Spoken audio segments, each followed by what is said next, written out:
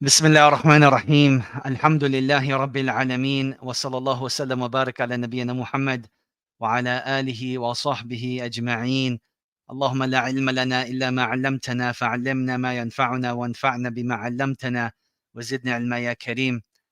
My dear brothers and sisters, Assalamu alaikum wa rahmatullahi wa barakatuh. MashaAllah, tabarakallah. It's so nice to see you all again. We have Sharia that is here. Khalid has told us, unfortunately, he's going to be missing class. Zulkifl, Kulsuma, Saira, Muna, Maya, Salma, Sukhna, Kima, wa alaikum assalam wa rahmatullahi wa barakatuhu jami'an. Welcome, welcome, welcome. Today is the class where we learn how to make some serious money. Bi'idhnillahi ta'ala. May Allah subhanahu wa ta'ala grant us a bountiful sustenance and a halal rizq and make our wealth proof for us and not a proof against us. Ameen ya Rabbil Alameen. Hussein, my dear friend, this is our last class in terms of content, but next week, inshallah, I'm going to have a guest speaker, inshallah, that is going to be speaking to us about riba and about the stock market and about different accounts that US citizens can hold, bi'idhnillahi ta'ala. That is the tentative plan for next week, bi'idhnillahi ta'ala. Nabil, you made it. Allahu Akbar. Wa alaikum assalam wa rahmatullahi wa barakatuh. So my dear brothers and sisters, I do have a little bit of content to share with you. So I'm going to jump straight into it. This content, unfortunately, is not available in your slides. So I do encourage all of you to make notes. Aisha, Ali, wa alaikum assalam wa rahmatullahi wa barakatuh. Welcome, welcome, welcome. No problem, inshallah. Welcome. So let's jump straight into it, bi'idhnillahi ta'ala, and let's learn how to make some serious money. So we're going to start off by discussing what exactly is a stock. So a stock is a type of security that signifies ownership in the corporation and represents a claim on part of the corporation's assets and earnings. Owners of preferred stocks receive dividends before common shareholders and have priority in the event that a company goes bankrupt or is liquidated. Let's simplify this jargon. There are different types of indexes that are available that you will have access to as a North American. You can access the Dow Jones, you can access the S&P 500, you can access the Toronto Stock Exchange, which is the TSX. You have access to the New York Stock Exchange. These are all different stock exchanges that have different companies listed in those indexes. Different companies are listed in those indexes. Now, a company consists of multiple shares, and those shares constitute the whole part. So every company will have shares. Some companies will have a common share, and some companies will have a common and a preferred share. What is the difference between the two? So the common share is a common stock, and it entitles you, the owner, to vote at shareholders' meetings and to receive dividends. What are dividends? Dividends are when the companies share their profits with the shareholders. Not all companies will share their profits with shareholders. So then how do you make money? Through capital appreciation. So as a company goes up in its price, you got in at $16, the company is now worth $19. So there's a capital appreciation of $19. The general assumption is that over time, every company will go up. The general assumption is that over time, every company will go up. So a common share, and then what is a preferred share? A preferred share generally does not have voting rights, but has a higher claim on assets and earnings than the common share. And this is where we highlight this portion over here, that owners of preferred stock receive dividends before common shareholders and have priority in the event that a company goes bankrupt and is liquidated. And generally speaking, preferred shares are not halal. Preferred shares are not halal. So even if the company may be halal, the preferred type of share is usually not halal. A second type of investment are mutual funds. What is a mutual fund? A mutual fund is an investment vehicle that is made up of a pool of funds collected from many investors for the purpose of investing in securities such as stocks, bonds, money market instruments, and similar assets. So just note the language over here. We're talking about general mutual funds and not Sharia compliant mutual funds. General mutual funds will usually have stocks in them, bonds, and money market instruments. From an Islamic perspective, bonds and money market instruments are not halal. Mutual funds are operated by managers who invest the fund's capital and attempt to produce capital gains and income for the fund's investors. So you have individual people or groups of people that are managing the mutual fund in hopes of getting you good returns, but they will charge you a fee in exchange for that. A mutual fund's portfolio is structured and maintained to match the investment objectives stated in the prospectus. So you will have certain objectives for the mutual fund, and we'll explain what that means right now and then go back. So, for example, this is a mutual fund that will have information technology, healthcare, consumer products, energy, industrial materials, telecommunication. And then you'll notice that in order for it to be Sharia compliant, there should be no financials, there should be no fixed income, but most of it should just be equity, should just be shareholding, okay? MER, management expense ratio. That is how much the fund managers will charge you in order to manage your funds. And discounts are available for long-term investments. So if you guarantee that you will be leaving your money with these individuals for long periods of time, then they will lower their management expense ratio. They will lower their management expense ratio.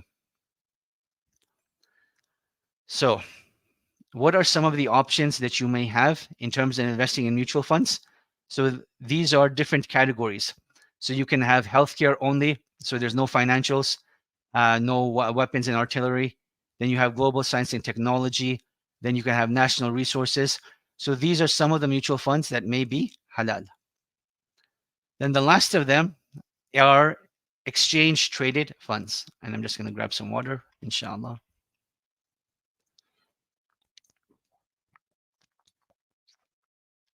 Bismillah. So exchange traded funds, rather than being managed by individuals, they're basically managed by algorithms. And what they try to do is, again, they will have different stocks and different holdings inside of them. And then they will try to mimic one of the indexes. So you have the NASDAQ 100, you have the S&P 500, you have the Dow Jones. The ETF will try to mimic them. So they don't try to beat the market, they try to be the market. And because there's no one actually managing them, the cost for ETFs is usually cheaper. Not usually, it's drastically much cheaper. So for example, a mutual fund can be anywhere from 0.95% from what I've seen, all the way up to 2.75% per year. That's how much they're charging you to invest. Whereas ETFs, you'll see that they go as low as 0.05% and then all the way up to like about 0.1% or so. And sometimes they may go to like 0.75% if it's like a Sharia compliant one and there's not as much capital. So the difference between mutual funds and ETFs, mutual funds are managed and they try to beat the market. And then ETFs, they try to be the market and are not managed by individuals, but are managed by algorithms.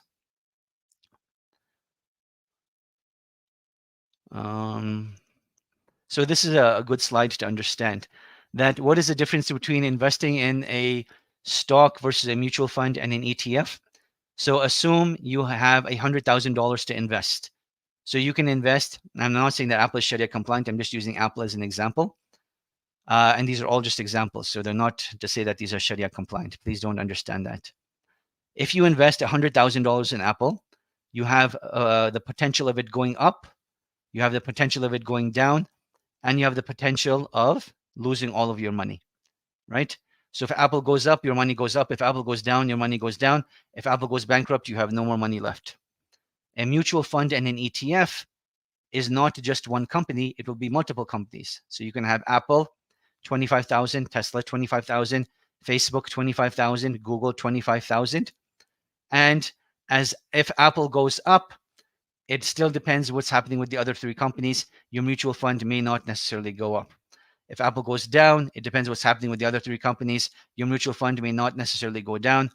But if Apple goes bankrupt, you still have $75,000 of equity left that you are holding. So the difference between a mutual fund and an ETF, a mutual fund has a driver, an ETF is self-driven with the algorithm. Which one is actually better? I mean, over a period of time, there's been a lot of discussion on this. In the short term, mutual funds can do better, but generally speaking, ETFs do better in the long run. ETFs do better in the long run.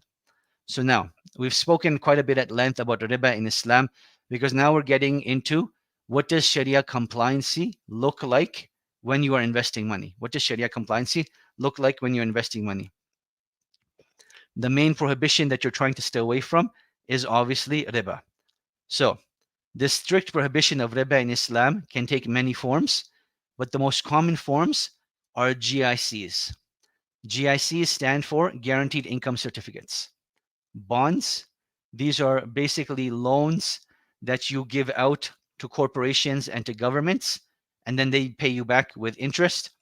And then fixed income, which are basically investments in holdings that are like a savings account, right? You leave your money and they pay you interest on top of that. So generally speaking, these three types of investments would not be allowed. So make sure you're not investing in them, not in an ETF, and not in a mutual fund. So for an investment to be halal, it must be in equity instead of debt, right? A very important distinction that needs to be made, that the ones that are haram, like guaranteed income certificates and fixed income and bonds, you are purchasing debt basically. Whereas when you purchase a stock, a share, a mutual fund, or an ETF that are equity based, you're actually getting a share of a company. You're actually getting a share of a company. So rather than the investor giving a loan or getting paid interest regardless of how the company does, with equity, the investor shares in the profit of the company if it does well, and it shares in the losses of the company if it does poorly, if it does poorly. So what does Sharia compliance look like? Sharia compliance will have two levels to it. You will have what we call the qualitative and then the quantitative. The qualitative will look at the core business. What is the main what is the main source of income of the business? And then number two, you're looking at the accounting of the company and the financials of the company. And both of these have to be halal. Both of these have to be halal. So as we've learned in our class, the general ruling is that you can do any sort of business except for the ones that the Sharia has prohibited, except for the ones that the Sharia has prohibited. Bismillah.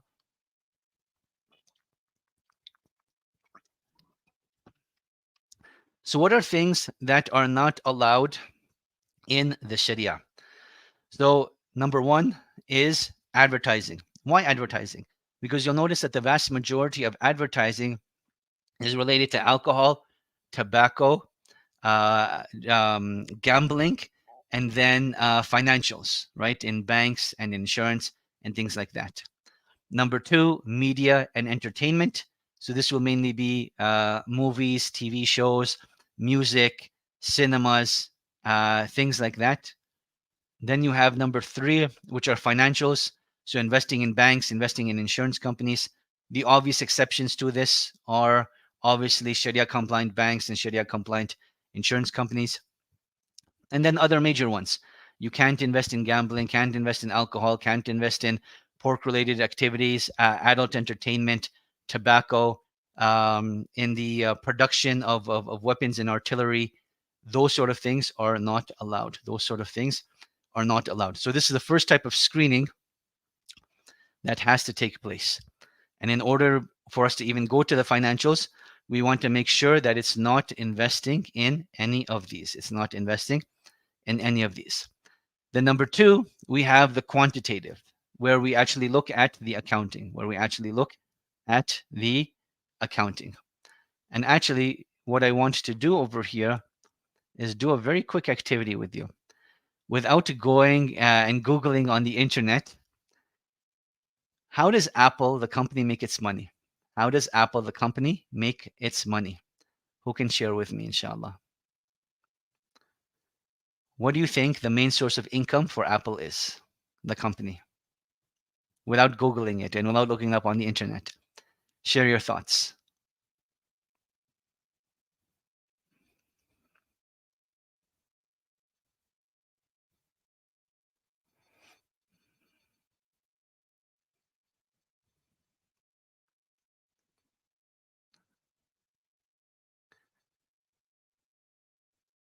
No, Apple, the company, the iPhone, the iMac, the iPads. Okay. So it's not stocks. I'll tell you that.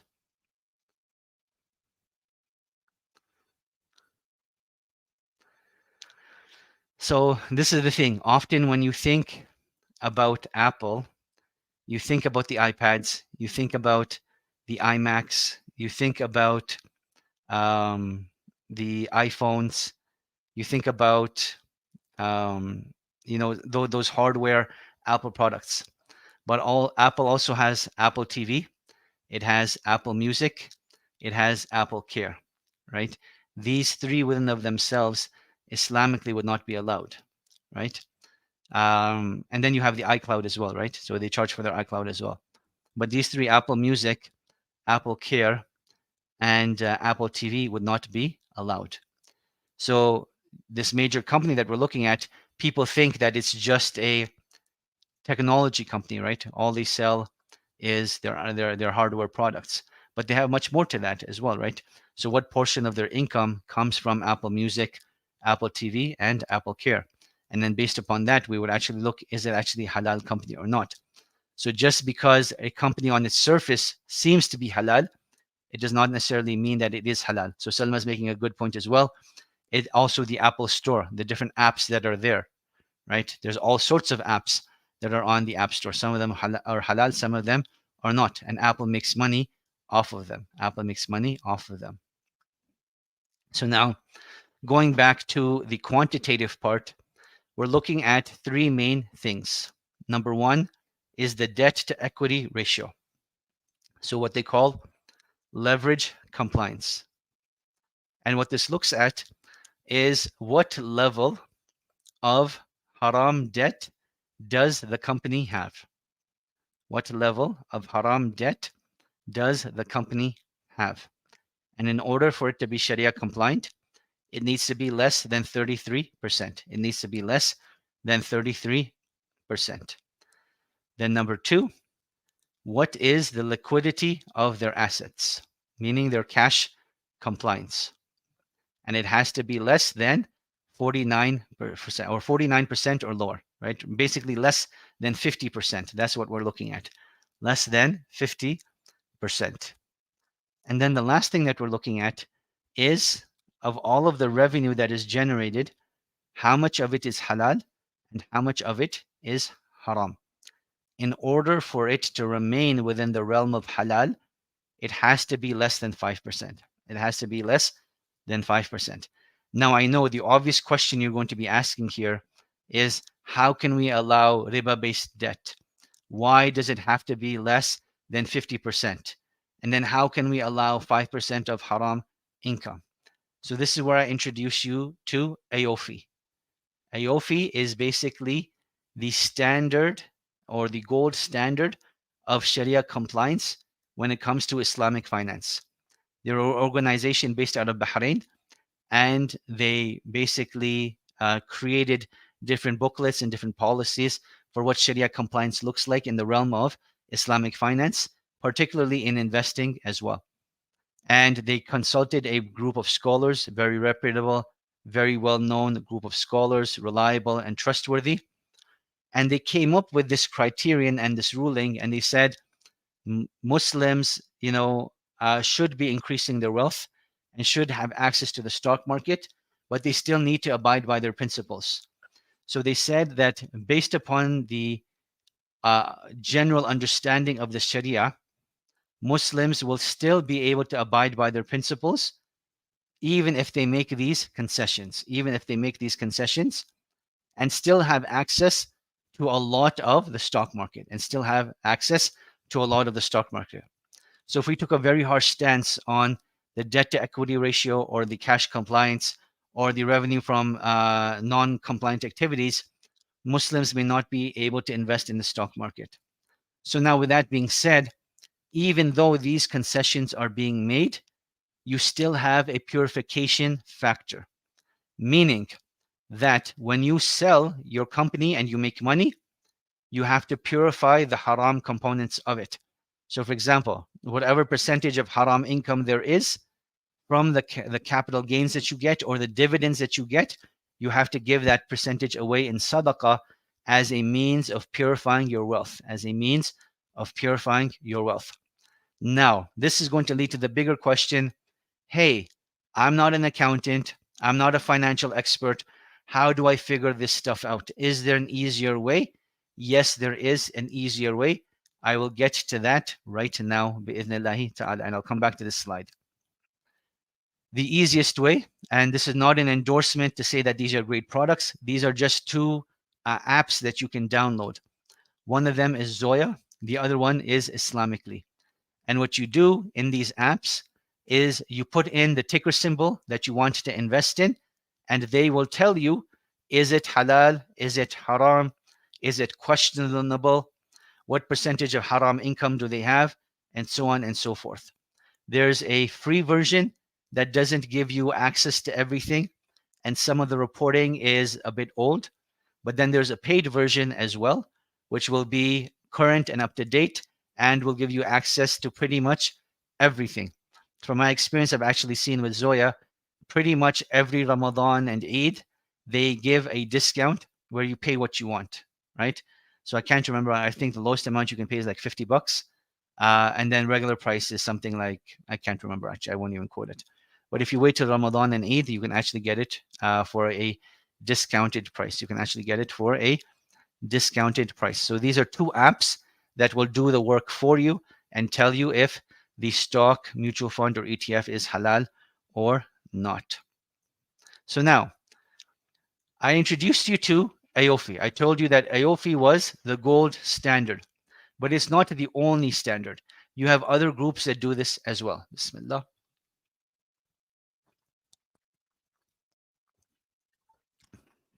Major lesson today for you foodies out there.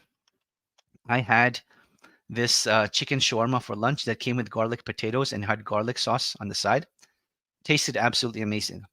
But that thing was so drenched in salt, I literally feel as if the inside of my body is completely dehydrated right now, subhanAllah. And no matter how much water I drink, I just feel like this dryness. May Allah subhanahu wa ta'ala protect us in this life and the next, and protect us from feeling thirsty in the hereafter, and make us of those that are provided from Al-Kawthar. Ameen ya Rabbal Alameen. So now, getting back to our point over here, these are the different standards. So you have AOFI and the Sharia-compliant Philippines. You have the Dow Jones Islamic market, the FTSE Sharia. You have the Indonesia. You have the MSCI Islamic, MSCI Islamic M series. You have Malaysia, and then you have the S&P Sharia.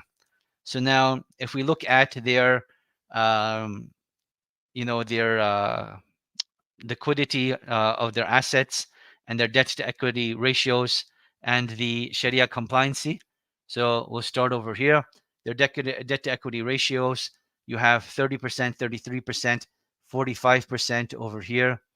And then their liquidity of their assets, less than 67%, less than 33%, less than 49%, less than 46%. And then in terms of impermissible income, less than 5%, less than 5%. Then Indonesia, less than 10%. Malaysia says between 5 to 25%. So you see some differences of opinions over here. The reason why I want to highlight this is because sometimes you'll see certain scholars give percentages, and I want you to be familiar with where they are coming from. And then number two, I want you to understand that this is a realm of ijtihad. So you can't say that someone is earning haram money just because their understanding is different and they're following a different fatwa, right? So you want to be very, very careful of that. You don't want to make accusations against people of falling into haram. Understand that as long as they're following one of these qualified bodies, then it is still halal. It is still halal. If you want to do additional research, I would suggest looking up Zoya, looking up Sheikh Joe Bradford. He's based out of Texas. He has some amazing content on YouTube and on Instagram. I'm not sure if he's active on Facebook, but definitely YouTube and Instagram. And then you have Sheikh Mufti Faraz Adam. Mufti Faraz Adam, he's very active on LinkedIn, very active on LinkedIn. So there you can do some more additional research. And I'm going to be introducing you to Wahid, and I'll introduce you to Saturna Capital, bi'idhnillahi ta'ala, and Sharia Portfolio. We're going to be talking about those very shortly, inshallah. But what we want to look at right now, bi'idhnillahi ta'ala, is the importance of staying in the stock market. So the longer you stay in the stock market, the more likely you are to make money. If you get emotional in the stock market, the more likely you are to lose money. The more likely you are to lose money. So what you want to look at over here is in the early 2000s, from 2004 to 2008, the market was gradually growing up. But then in 2008, massive panic selling happened. And this was one of the biggest financial crises that happened in the United States of America. And the stock market crashed drastically. It crashed drastically. So you see it going down and going down and going down till it hit its lowest point. But I want you to look at what happened from 2009 to 2021. The stock market drastically increased. So people that sold their money that they had invested in 2007 and they probably ended up selling in like 2008, 2009, had they just waited, by 2021, they would have multiplied their money exponentially. But what often happens, people get into the market as they see it going up, and then they pull out of the market as they see it going down. But had you just waited, it would have gone up overall. It would have gone up overall. And I wanted to share this with you coming up here. If you invested in the stock market $10,000 on January 1st, 1980, January 1st, 1980, and you kept it invested all the way till 2021, because this is an old presentation. This goes all the way up to 2021. Those $10,000 would be worth $1.9 million. They would be worth $1.9 million. If you missed just the best 5 days, meaning you got the whole entire time from 1980 to 2021, but you missed the best 5 days, you would be down to $676,395. If you missed the best 10 days, you would be down to $487,185. If you missed the 30 best days, you would be down to $176,591.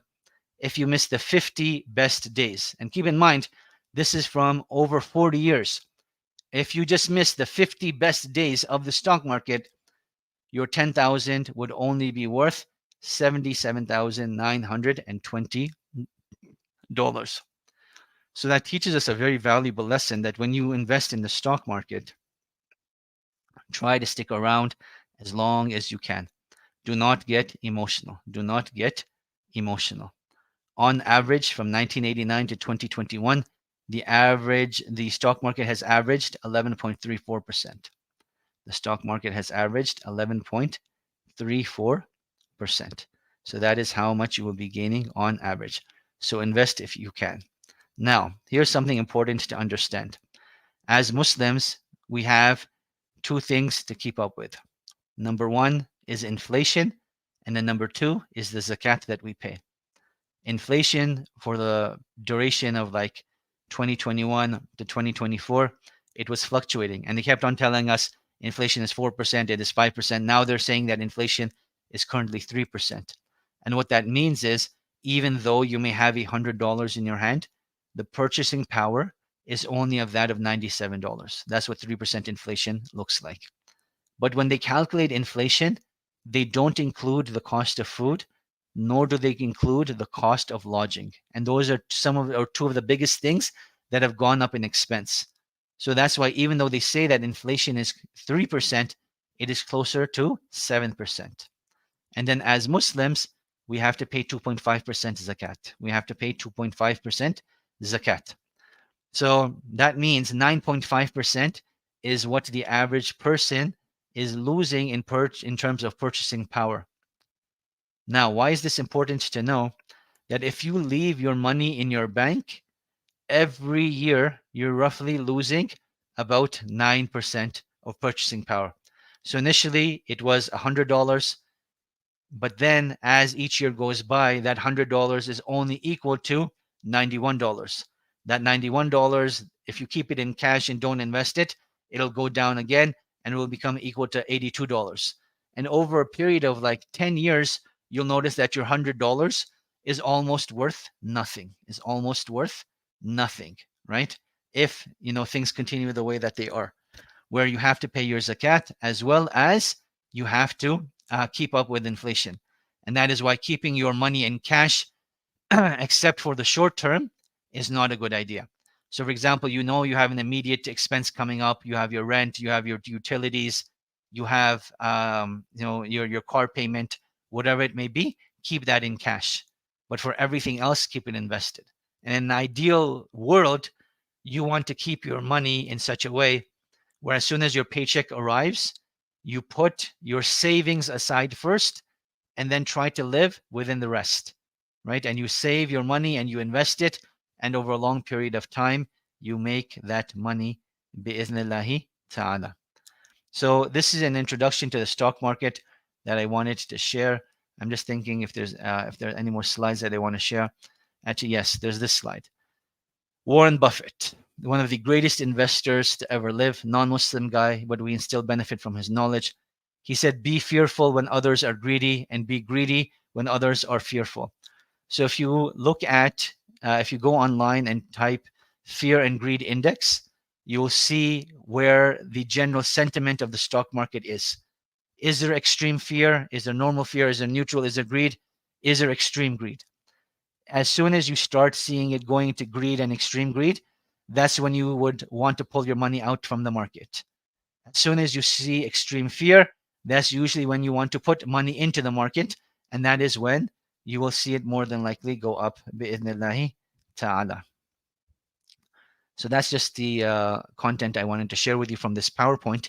What I actually want to do now bi'idhnillahi ta'ala is answer some of your questions, and then I want to show you some of the mutual funds and ETFs that are available in the United States of America. طيب, let's go. So we had questions from Sukhna Rahma. She said, are we allowed to accept dividends from banks in a savings account? I opted out due to being unsure. So if it is a Sharia-compliant bank, then yes, you can accept dividends from the bank. But if it is not a Sharia-compliant bank, then you cannot accept dividends from them. Sarah is asking, what is the reason why preferred stocks are not allowed? Is because they give certain investors preference over other investors.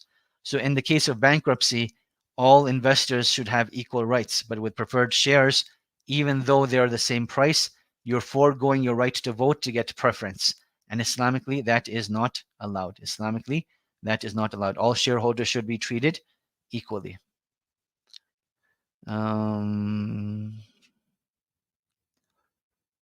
Okay. What is cash compliance again? So cash compliance means that it should be the liquidity of their assets should be less than 50%. So meaning anything that is considered a liquid asset, like cash, and anything that is equivalent to cash, and anything that can be sold easily, then that would be considered a liquid asset. So the total market value of the company and the total value of all of their assets compared to their liquid assets should be less than 50%. So the liquid assets should be less than 50% of all of the assets. Why is that the case? Because remember when we learned that when you're exchanging money, it has to be hand in hand, amount for amount. If liquidity of the assets goes over 50% or 50% and above, then it is as if you're trading cash for cash, but they're not amount for amount. And this becomes riba. This becomes haram. So that is Hussein's question.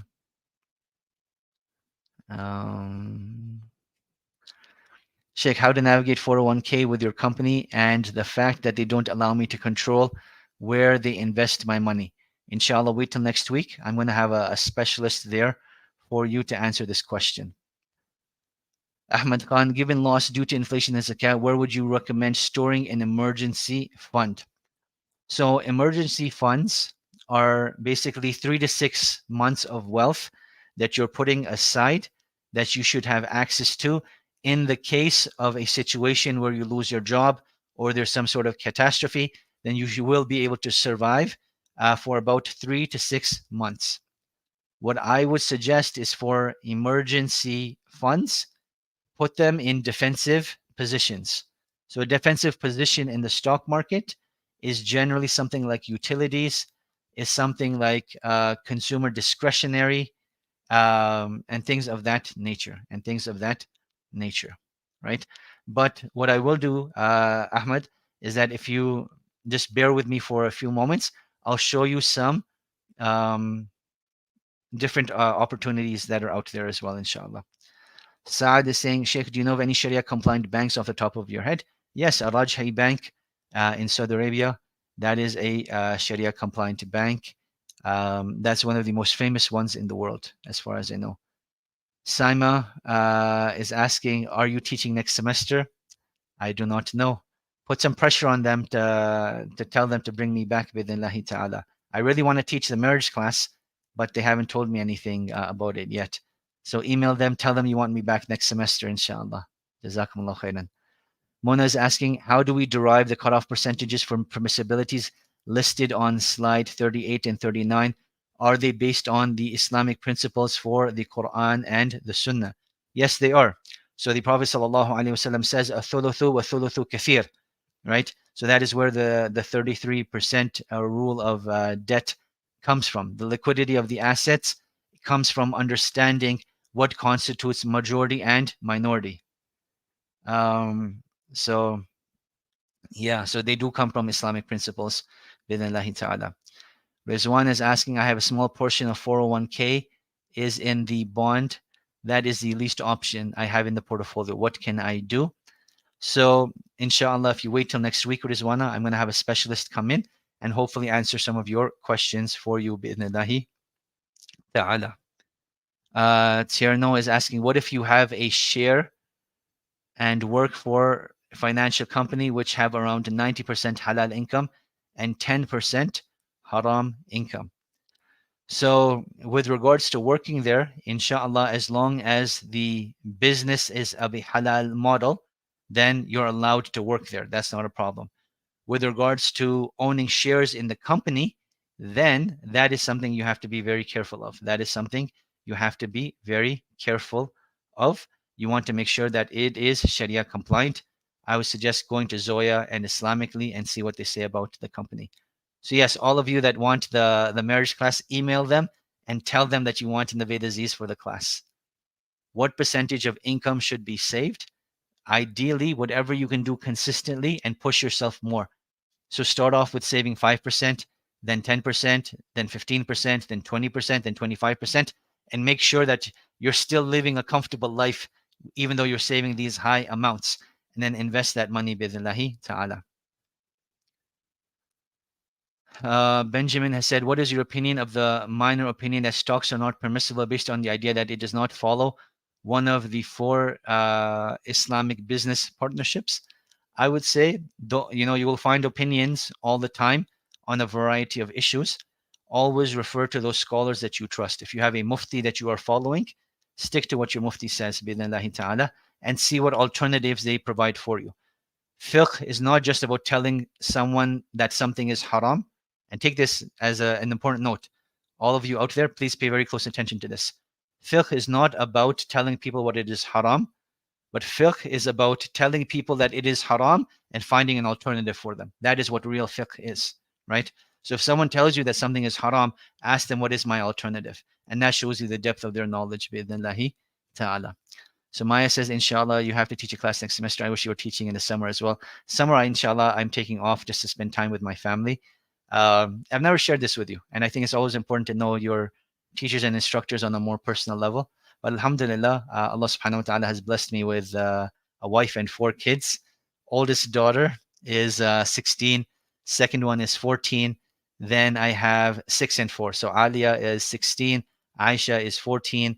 Asma is 6, and my little troublemaker Abdullah is 4 years old.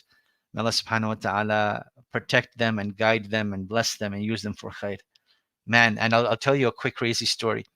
So we had our annual conference here in Calgary this past Saturday on the 18th. And my second daughter, Aisha, mashallah, tabarakallah, she's gotten my genes in the sense that she's like 5'10" and she's like 14 years old. So as they're leaving the conference, I'd already left to take the speakers for dinner. But as they're leaving, she's with my wife. And this 20-year-old guy, he comes up to my daughter and he says, my mother would love you. Can I get your Instagram handle? And Aisha, being polite as she is, mashallah, tabarakallah, she says, I don't have an Instagram handle. And he's like, why not? And she says, I'm 14 years old. According to my wife, the guy's face turned red and he ran away as fast as he possibly could. What a disaster. But my fatherly instinct, kicked in at that time. And I'm like, yo, where's my shotgun? And who was this guy? I need to go have a talk with him. Right? So, yeah. So anyways, all that to say, I'm taking the summer off to spend time with them because they're off of school. So I was like, let's spend some time together and go on vacation and do some things together. Tayyib, getting back to your questions. Enough of a sidetrack. Okay, so Sophia said, one scenario, if we invest in CN Rail and it might transport the goods which are used in the manufacturing of weapons, is it halal or not? So something like CN Rail will transport, no exaggeration, probably 1 million different products, if not more than that. So if weapons and artillery is just one of them, then it's not a problem. However, if an artillery and military company has a contract, and that contract constitutes something like 60-70% of CN Rail's income, then at that point I would say we would reevaluate it and say that it is not permissible. Wallahu a'lam. If I invest in a stock that satisfies the 3 conditions, do I have to pay sadaqah for the percentage of revenue that is haram? Yes. So the money that you receive from dividends and from capital gains, you have to eliminate the percentage of haram from it. Saad is asking follow-up. Do you know if you're allowed to have money in banks based in other countries? Is it advisable with the current economic conditions? So having banks in other countries may not benefit you. Like whatever happens in the United States often happens in other parts of the world, but you can develop defensive positions by holding other currencies. So for example, generally speaking, the Swiss franc is considered a very safe currency, right? Purchasing gold is a defensive position to save yourself from inflation and from economic downturn. And I'll be showing you all of these things bidnillahi ta'ala shortly. Mona is asking, should someone pay off their student loans completely before investing in the stock market? It depends. If it's a small amount that you can pay off with ease, yes, get out of debt as soon as possible. If it's a long-term thing and you have a structured plan in place, then continue to your structured plan in place and invest at the same time. Is it halal? Bilal Lulu is asking, is it halal to work, consult for companies that deal with haram? So it depends on the type of company, right? If it's the majority of their work and income is halal, then it's halal to work there. If the majority of their income and work is not halal, then it is not halal to work there. Okay. So Salma is asking, is there a class next week? Yes, next week there's no actual content that we're teaching, but I'm going to bring in guest speakers to address your questions with regards to different accounts in the US. So in the US, we want to focus on 2 different types of accounts. Those of you that have children or those of you that are really, really young and you want to invest in education accounts, what options do you have? And then as you get older, do you get how do you invest in retirement accounts? So inshallah, That is the plan for next week, and as well as someone to speak about riba if they're available, bi'idhnillahi ta'ala. So Salma, that answers your question. Need to dunk on him now, Sheikh. If I ever find him, if I ever find him. Okay. What websites do you use for 401k versus general investing? Um, okay, so Kulsuma, I'm going to show you stuff right now. I may or may not have to bother the Sheikh. Nabil is my boy. You know, the Prophet ﷺ, used to say about the people that attended Badr that no matter what they do after Badr, nothing will harm them. Inshallah, Nabil and I have that conversation that no matter what he does, inshallah, nothing will bother me. Bidhnillahi ta'ala. Mona is asking, do you have other classes you teach specifically about investing in the stock market? No, I do have one monthly webinars that I do. They're mainly directed at the Canadian market, but Americans can still drastically benefit from them. If you follow me on social media, on Instagram or Facebook, you'll see the postings every month. I have one coming up on May 29th called How to Invest the Halal Way. And a lot of the content that I'm presenting is actually from that webinar.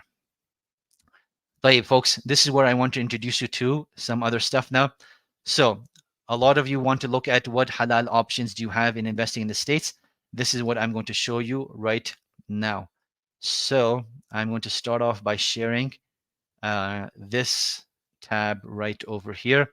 So the first one, as you can see, is Amana mutual funds.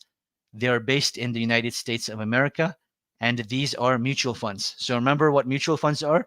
These are going to be a group of stocks that are put together in one portfolio, and they're managed by human beings. So let's look at the different types of portfolios they have and different mutual funds.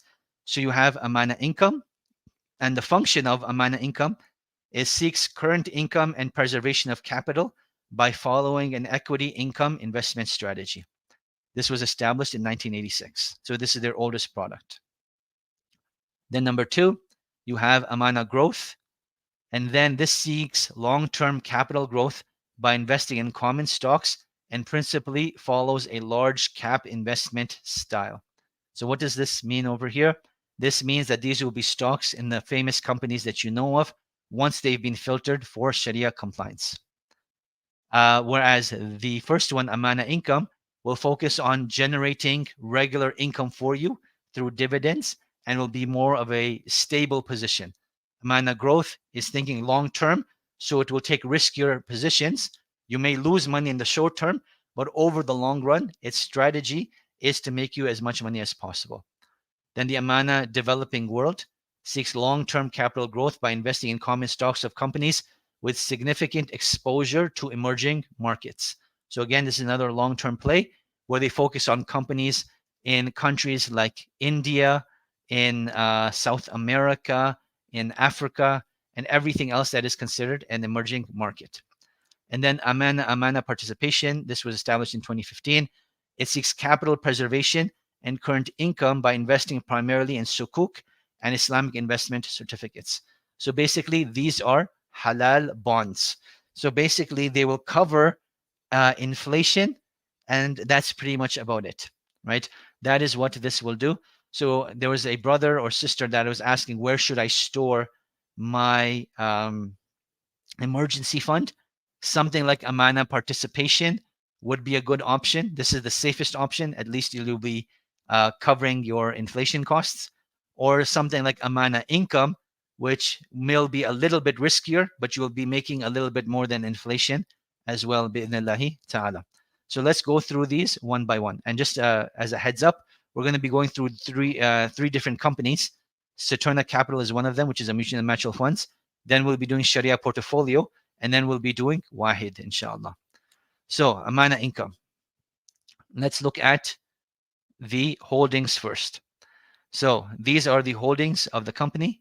Eli Lilly, Microsoft, Taiwan Semiconductor, Illinois Toolworks, Genuine Parts, PPG Industry, CNR Railway. SubhanAllah, someone was just asking about that in the class. Then you look at the sectors that they're invested in. You have healthcare, technology, industrials, consumer staples, materials, cash and equivalents, and consumer discretionary. Okay, then these are their distributions. So this is how much they have given If I'm not mistaken, they do this twice a year, it seems. It seems that they do their distributions twice a year. So all that to say, in December of 2023, which was their last distribution, they gave a total of $2.85 per a share, which is not bad. So they give their distributions twice a year. Now, if we go back to who the portfolio managers are, we have Monem Salam. He's actually a very famous Muslim investor in the United States. And then you have these two other individuals who I'm not familiar with, but I guess they know what they're doing, and that's why they've been hired. How has this mutual fund done? In the last 6 months, in the last 3 months, it's gone up 4.8%. In the last 6 months, it's gone up 16%. And year to date, meaning from January till now, it's gone up 6.4%. It's gone up 6.4%. Okay, so that is their first mutual fund. Let's look at their growth fund. So remember, this was a bit more aggressive. So let's look at their holdings. Holdings are Apple, Eli Lilly, Microsoft, Google, AMD, NVIDIA. So these are some of their holdings. You can see that their sector allocation, technology is the most heaviest, 44%. And then healthcare, communications, consumer staples. Look at the distributions here. So 46 cents, $2.08. And I believe this is only yearly. So you only get distributions once a year. Now let's see how they have done. So we click on performance. Performance, if you look at 1 year, it's up 23%. 3 years, 9.5%. 5 years, 15%. 10 years, 4.8%.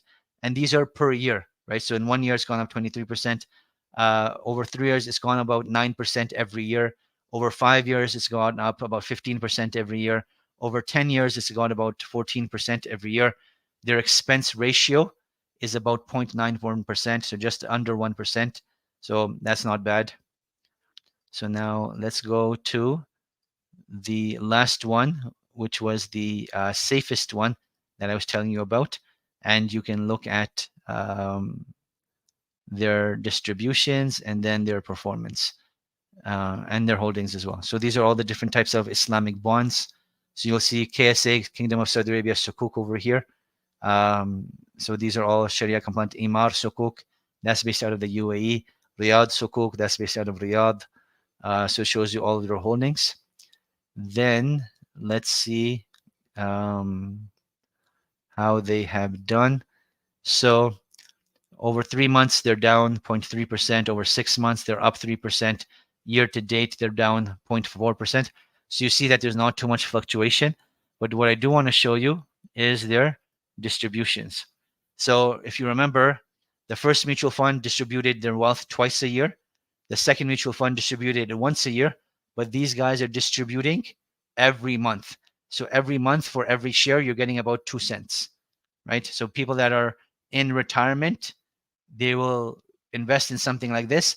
So they have monthly income coming in, so they don't have to worry about employment. And they don't have to worry about selling their shares to get money, because these shares are generating money for them. These shares are generating money for them. So this is the first company that I wanted to share with you. I'm going to go back and just see if someone posted anything. Then we get to the second one. How can we start supporting the communities we're in financial education? I would say, invest in your own literacy. So if you actually go to YouTube, type in Navaid Aziz financial literacy, you'll find a couple of webinars that I've done on financial literacy. And there's others as well. I'm just not familiar with who they are. Nabil Amin and you as well. Tierno, I don't really do personal questions. Ideally, I would love if you guys connected with your local Imam and Shuyukh. However, if you have a question pertaining to this class, send it to admin@miftah.org and they can connect you, inshallah. Are there options for short-term gains other than day trading? You have day trading and you have swing trading. Those are the two short-term options. And is there a percentage or digital calculator that you can use to determine what amount to determine for purification? Usually the apps will tell you that.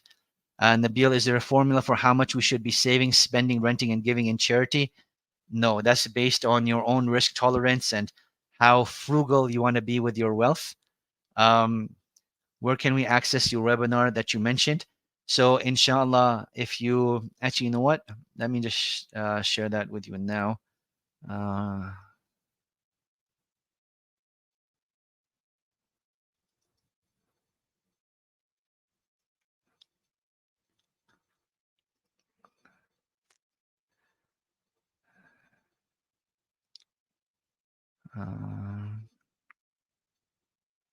Okay, why isn't it showing up? Just bear with me for 1 second.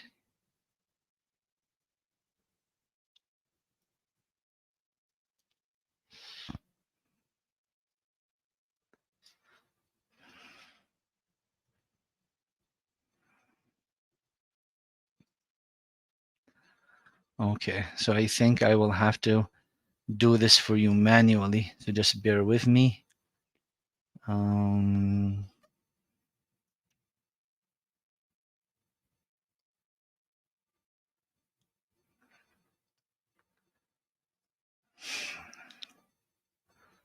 Okay,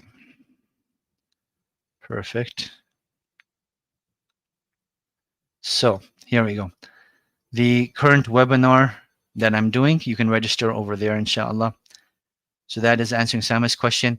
Can we go to more info on your webinar? You didn't see it on my IG? Exactly. So it hasn't been advertised yet. We'll actually start advertising in the next couple of days, inshallah. So you'll find it there. Can you explain the monthly earnings further with Amana participation? So Amana has various products, and depending on the product, sometimes they'll give you dividends yearly, bi-yearly, meaning twice a year, or monthly. So depending on which product you invest in, then that is how they will share their income. So now I'm going to introduce you to the second company, which is Wahid. Okay. So Wahid is more international, but they are also on the New York Stock Exchange. They have two different types of ETFs. So remember, the mutual funds by Amana, they're actually run and managed by human beings, and that's why their expense ratio will be higher. So we saw one of their expense ratios was 0.95%, so almost 1%. Now we're going to look at Wahid, which is an ETF, meaning it basically runs off of an algorithm. Their most famous ETF is HLAL, which is basically like saying halal. So if you're looking it up on the stock market, you'll just type HLAL and you'll get information on it bi'idhnillahi ta'ala. So let's take a look at HLAL. It was established in 2019. The expense ratio is 0.5%. So basically half the cost of what Amana was. Now let's look at, do they have any other information here that we can take a look at?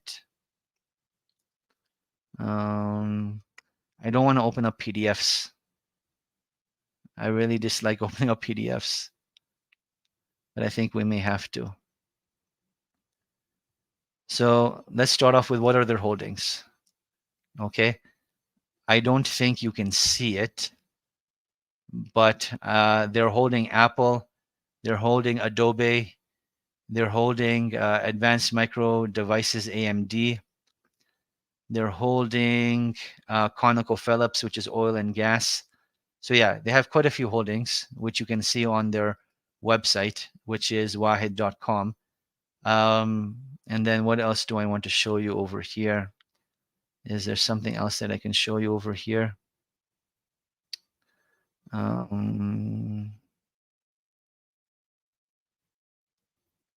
So someone was asking about purification. So quarterly purification on halal dividends. So they tell you how much you need to purify, and it's actually in a Excel sheet. So if I open up the Excel sheet, let me see what it says.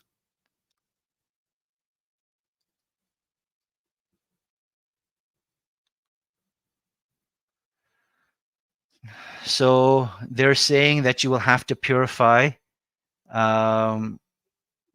altogether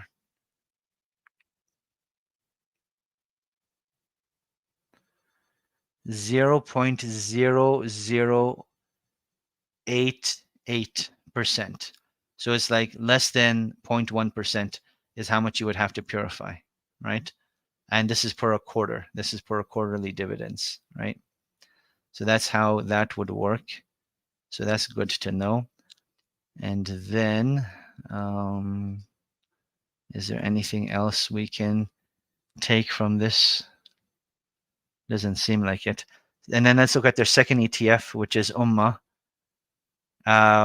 So I forgot to mention that Halal basically is their overall exposure to the United States of America, focusing on technology mainly. And then this is non-US equities. So this is focusing on non-United States investing. So it has a low expense ratio. It is globally recognized. And then their expense ratio is 0.65%, still 0.3% cheaper than Amana. Net asset value, we have all of this. But you know what? Let's take this now to Yahoo Finance, right? And let's look at HLAL.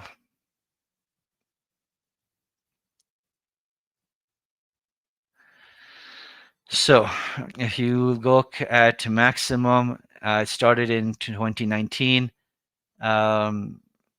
It's almost doubled, more than doubled since then, right? So it started off at about 25 bucks or so, went down to 24, and now it's currently sitting at $49. So it's almost doubled over here, right? And it averages about 8% per year. So that's pretty good. Okay, then let's look at UMAH. So UMAH, if we put it on maximum, this started in 2022. It hasn't done that great. It started off at $25 and is currently sitting at $24.70. It went down all the way till $16, made its way back up. Yeah, so as you can see, this is investing outside of the United States. Returns aren't as good, but that's pretty much what happens over there. Taib, folks, what I want to do now, inshallah, is introduce you to the last company, which is Sharia Portfolio,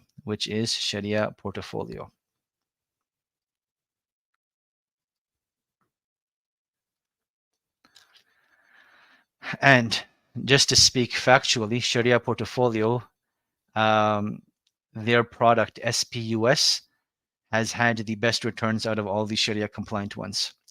So SPUS, it invests in the S&P 500, which are the 500 largest companies in the United States of America, and it filters them out for halal, and this has had great returns.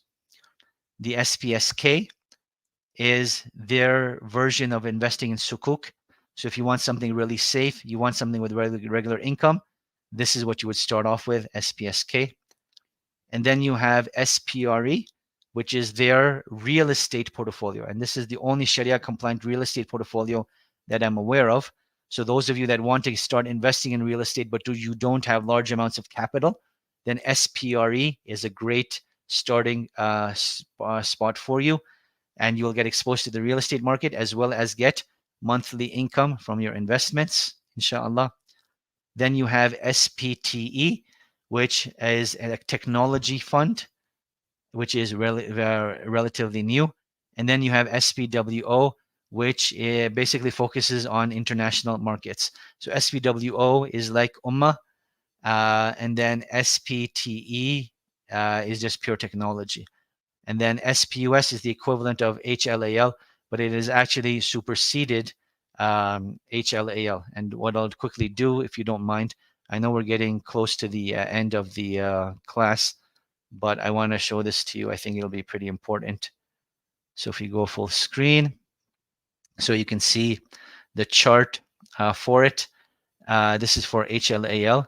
What we are going to do is add a comparison, and we're going to put SPUS, US right here, and we'll make this reddish in color.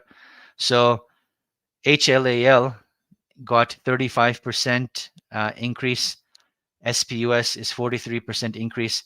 Let's look at it year by year. So in 1 year, SPUS gave a 27% return. HLAL gave a 22% return.